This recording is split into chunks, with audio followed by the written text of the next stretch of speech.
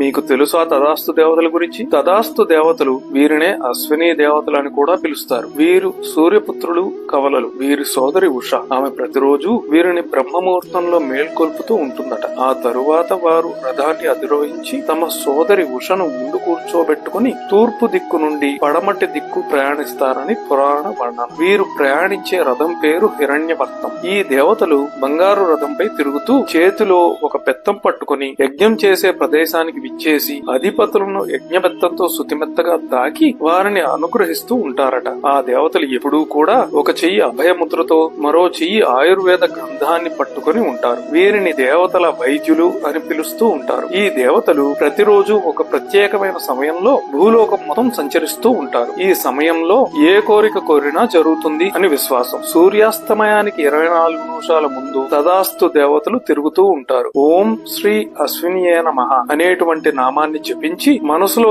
ఏ కోరిక కోరినా వారు ఆ కోరికను నెరవేరుస్తారట.